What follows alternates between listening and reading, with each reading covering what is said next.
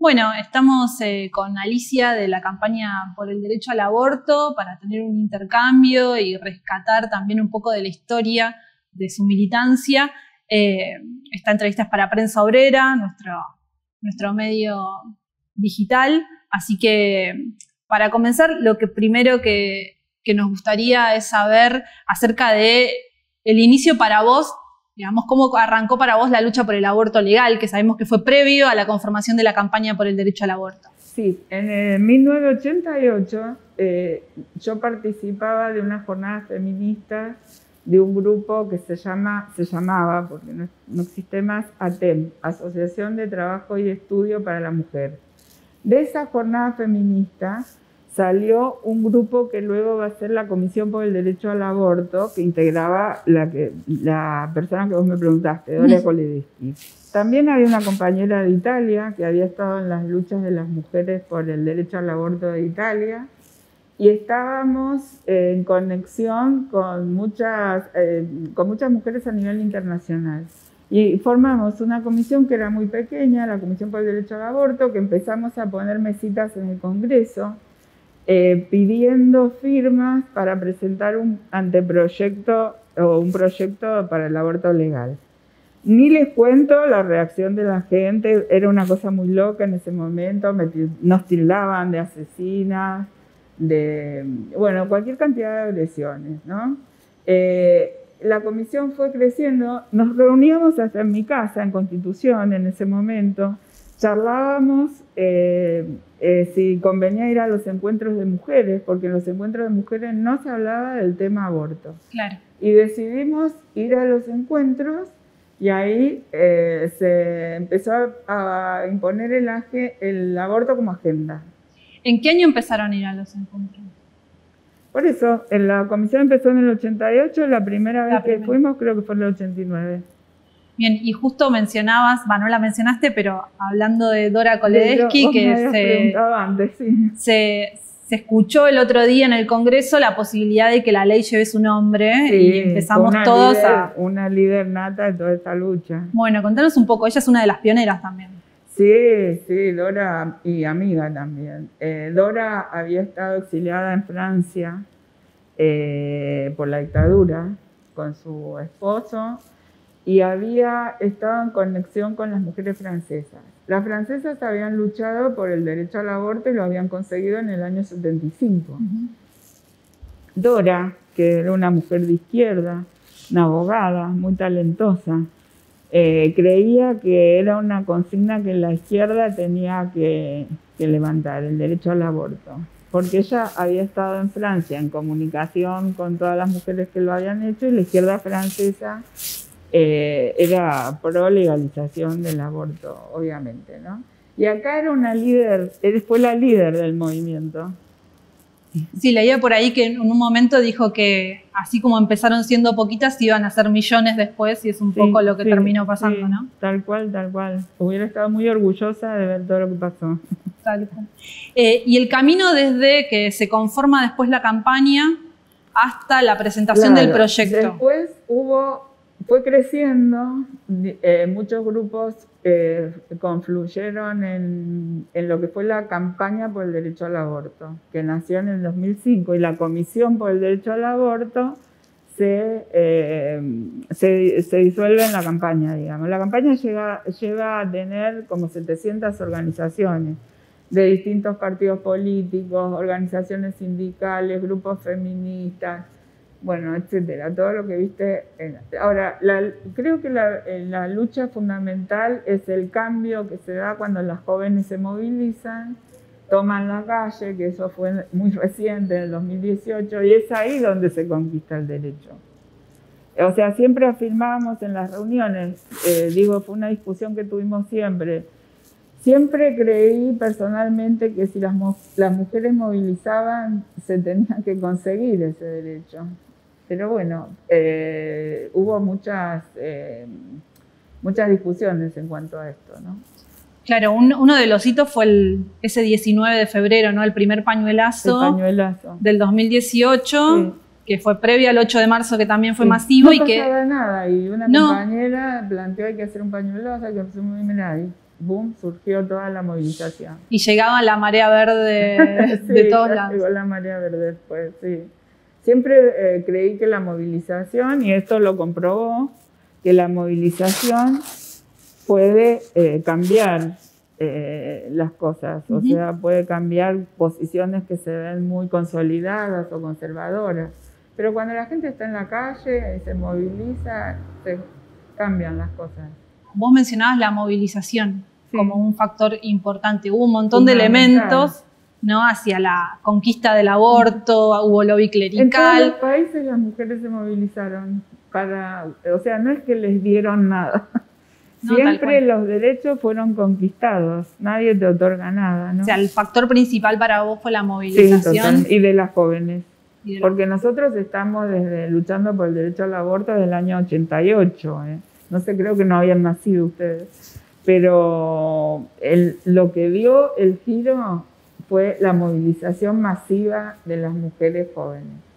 Sí, que confluyó además con debate en los lugares de trabajo, ¿no? En los lugares de estudio, la toma de colegios. Esa consigna, que la hicimos nosotros cuando elaboramos el anteproyecto, anticonceptivos para no abortar, derecho legal, aborto legal para no morir, la toman como propia. ¿Y por qué pasó eso para vos, que la juventud irrumpió? Pasó, creo que antes hubo un Ni Una Menos, también masivo. Creo que esto se venía dando solapadamente en la sociedad, no se manifestaba, pero ya era cada vez más. Yo me acuerdo de la movilización de Una Menos, que también hay periodistas que dicen que fueron ellas, pero bueno, hace miles de años que estamos luchando contra la violencia, contra la mujer, también hace muchos años. Pero bueno, todas las cosas estas ocurrían hasta que empezaron a movilizarse. Creo que Ni Una Menos fue un antecedente y después las jóvenes toman la legalización del aborto como consigna. O sea, lo sufrieron siempre, el tema de los abortos clandestinos, especialmente las mujeres pobres, ¿no? O sea, no es que, ay, se les iluminó, no, hace mucho que vienen sufriendo muertes y maltrato. La clandestinidad en este país es siniestra porque, bueno, está ligada a las desapariciones de la dictadura, ¿no? Total. Y cuando mencionabas lo de las mujeres pobres, aparece ahí también, ¿no? el rol de la Iglesia instalando esta versión de que las mujeres pobres rechazan el aborto. Bueno, estuvo el cura Di Paola haciendo lobby en todos lados. ¿Cuál es la opinión de ustedes sobre la posición, digo, de la campaña o tuya en particular, sobre este debate con la Iglesia, ¿no? Esta idea de que la Iglesia quiere hablar por las mujeres de las barriadas? Es muy interesante porque tiene dos partes. Cuando nosotros empezamos como la Comisión por el Derecho al Aborto, el que defendía a la Iglesia era el cura Grassi, porque era un cura histriónico que aparecía en la televisión, buen mozo, y decía, si no quieren los niños, dénmelos a mí. ¿No? Bueno, todo dicho, ¿no? Porque cura pedófilo. La Iglesia, en realidad, no es el tema del aborto, no es un dogma para la Iglesia. Creo que la Iglesia lo usó para oprimir, o sea, para que la mujer no fuera libre sexualmente, para poder dominar el cuerpo de las mujeres. Por eso es muy interesante. Yo el aborto también personalmente lo tomo como el derecho a decidir. Si bien es un tema de salud pública, como lo ha tomado este gobierno, pero para mí es interesante cómo lo toma el feminismo, o sea, desde decidir sobre tu propio cuerpo, si querés ser madre o no, o sea, tener esa posibilidad. La Iglesia inclusive no avala los métodos anticonceptivos, el preservativo. Pensemos en la epidemia de SIDA. Es genocida, ¿no? Con respecto al no cuidado del cuerpo de las mujeres. Sí, bueno, sacaba yo una revista que se llamaba Brujas, o sea, como las quemaban a las mujeres en la época de la Inquisición, ¿no? Y cuando mencionabas lo de las mujeres, el derecho a decidir y la opresión, también a lo largo de tu militancia hubo otras luchas como la lucha por la libertad de Romina Tejerina, la lucha por la libertad de Belén, que estuvo presa por un aborto en Tucumán, la criminalización de las mujeres cuando rechazan, ¿no? Ese lugar de de la maternidad obligatoria. Todas esas luchas participé en muchas otras, pero tenía una doble militancia. O sea, en el ámbito feminista era mal vista por troquista, en el ámbito troquista era mal vista por feminista. Entonces había como una doble militancia. Participaba de todas las luchas de las mujeres independientes, de forma autónoma, y por el lado participaba en mi militancia socialista. Fui delegada de enfermería en el policlínico, en todas las luchas que se dieron, pero como una cosa paralela, como que no podían conciliarse las dos cosas. Fueron luchas paralelas. ¿Y para vos se puede conciliar? Sí, obviamente. Pero te digo cómo en cada... ¿Cómo funcionó en tu caso? Bien, y ahí cuando mencionabas lo de la iglesia también, es una de las luchas, ¿no?, que se viene ahora. Es de temer el poder que están tomando las iglesias y los fundamentalismos religiosos en estos países. Siempre estoy mirando Brasil, el poder que está tomando especialmente las iglesias evangélicas entre los sectores más humildes, ¿no? No lo veíamos eso antes. Teníamos el poder consolidado de la Iglesia Católica, que siempre fue muy reaccionaria, obviamente, en todos los temas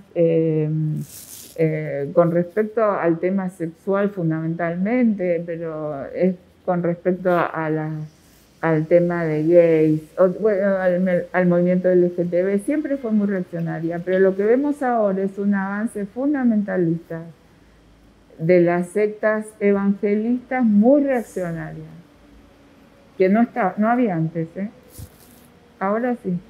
Y eso lo ves en América Latina, sí, y particularmente acá. Ellos estaban, pero nunca como, por ejemplo, fue Brasil con Bolsonaro, ¿no? O es, claro.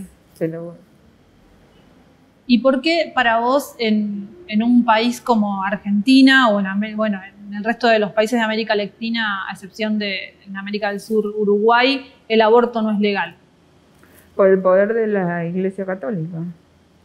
Porque la Iglesia tiene injerencia en asuntos del Estado. El Estado banca la educación católica, religiosa. O sea, tienen un poder inmenso económico también. Y un poder, ellos siempre van al tema de educación, ¿no? El tema de educación es la Iglesia siempre, y no son tontos en ese aspecto, ¿no? Porque ¿cuántos se han educado en los dogmas esos tan reaccionarios de la Iglesia? Un montón. Como también en la clase, por ejemplo, hay en algunas personas, en sectores muy humildes, como está muy desprestigiada la escuela del Estado, mandan a sus hijos a colegios parroquiales, claro, por ejemplo. No sé si contesté tu pregunta. Sí. No, era sobre todo eso y además el rol que tienen las iglesias en estos países, ¿no? De contener la posibilidad de la organización independiente de los barrios también. Totalmente, sí. Es una... bueno, en mis tiempos, cuando yo tenía 20 años, los curas villeros participaban de movimientos revolucionarios. Ahora creo que la iglesia es un papel muy reaccionario y asistencial. Total. ¿Y por qué te parece a vos que un gobierno como el de Alberto Fernández ahora, digamos, yendo más a lo último que sucedió en relación al aborto, ¿por qué un gobierno peronista que en general no estaba en su programa el problema del aborto, no reivindicaban el derecho a decidir de las mujeres, ni mucho menos, ¿por qué tuvo que presentar un proyecto propio? Bueno, yo creo que el proyecto, empezando que el movimiento, la marea verde venía muy fuerte. La base de Alberto es mucho la marea verde. Los que lo votaron, las chicas que votaron a Alberto están en la marea verde. Alberto vio ese movimiento, o el kirchnerismo vio ese movimiento en el 2018 y lo puso como promesa de campaña. Entonces, creo que había muchos sectores dentro del peronismo que estaban a favor de la legalización del aborto. Durante años presentamos el proyecto, los paró Cristina, los paró, pero eran militantes feministas. O sea, no es que tampoco surgió del peronismo, el gobierno kirchnerista, vamos a dar el aborto ahora. Claro. No, tienen muchas militantes que estaban a favor de la legalización. Y él había hecho una promesa a sus militantes, digamos, a su base. ¿Y crees que tiene que ver también el contexto de rebeliones en América Latina, de por ahí tener la posibilidad de una nueva movilización masiva por un reclamo no dado, puede haber afectado en su decisión? No, también el aborto, eso lo discutí tantas veces con los compañeros de izquierda, que no es una reivindicación burguesa, no es una medida revolucionaria. O sea, las mujeres lo conquistaron como en muchos países que son capitalistas. Es un derecho democrático. Es un derecho democrático. El voto tardaron 100 años en darlo. ¿Y para vos cuáles son ahora las tareas del movimiento de mujeres en nuestro país? No, yo ya terminé con... Ya está, lo mío ya está. Llevo 30 años. Las chicas quieren quedarse con la reglamentación y con... Esta ya es una tarea de las jóvenes. Yo en este momento creo que como jubilada y adulta mayor, por el tema de la pandemia, estoy muy preocupada por el tema de salud, por ejemplo. Mi cabeza está así cuando era más joven por el tema del aborto, ahora siempre he luchado por las cosas también que he sufrido, o sea, que me han afectado. Casi todas las luchadoras por el tema del aborto legal habíamos tenido abortos o gente muy cercana que había abortado en condiciones clandestinas.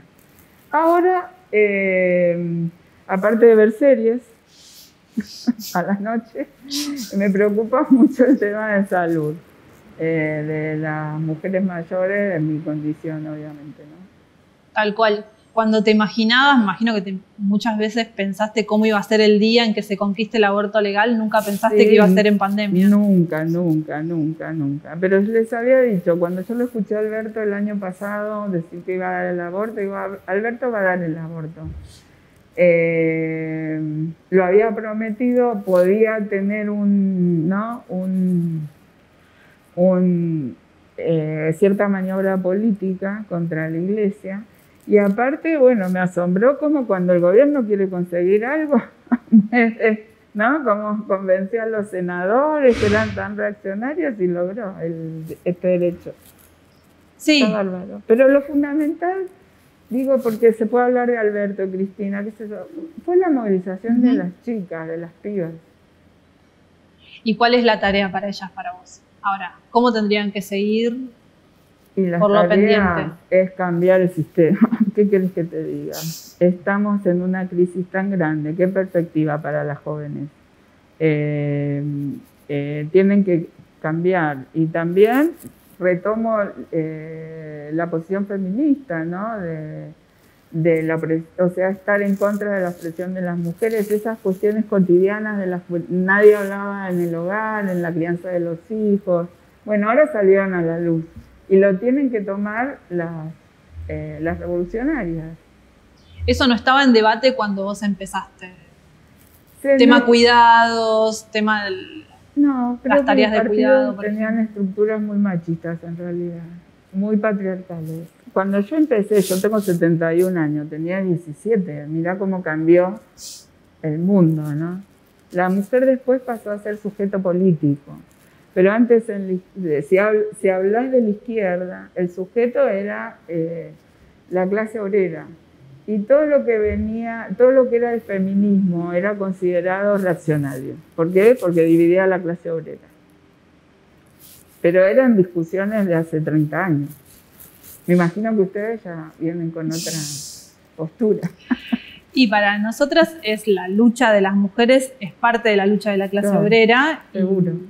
El futuro del movimiento de mujeres está dado también por la unidad también con la clase obrera. Bueno, eso discutí mucho con el partido, porque yo defendía la necesidad de una organización autónoma de mujeres, porque es lo que se dio en la discusión de la ley. Es transversal, o sea, incluso a las clases. Hay reivindicaciones que son transversal. Por ejemplo, el movimiento de salud. El movimiento de salud no puede ser de un solo partido, digo. está afectando a todos los adultos mayores en este momento. Porque te doy un ejemplo. Sí. ¿No? Y para vos la clase obrera, o sea, cuando hablas de la modificación en el sistema, como tarea, digamos, de las jóvenes, ¿no? De que hay que cambiar el sistema, el régimen social. Hablo de socialismo. Sí, soy una... creo que hay que cambiar el sistema capitalista. O sea, mientras no se cambie el sistema capitalista, no hay posibilidad de otro mundo. Y la opresión puede venir por otro lado que no sea el aborto también. Sí, la opresión, esta es una opresión, por eso yo siempre he discutido con las compañeras, había dos, siempre hablábamos de dos opresiones. Una es la opresión de la mujer, que Engels la desarrolla brillante en su obra, de la mujer por parte del hombre, de la apropiación del cuerpo de la mujer. Y otra es la opresión de clase. La burguesía oprime a una clase que es el proletariado.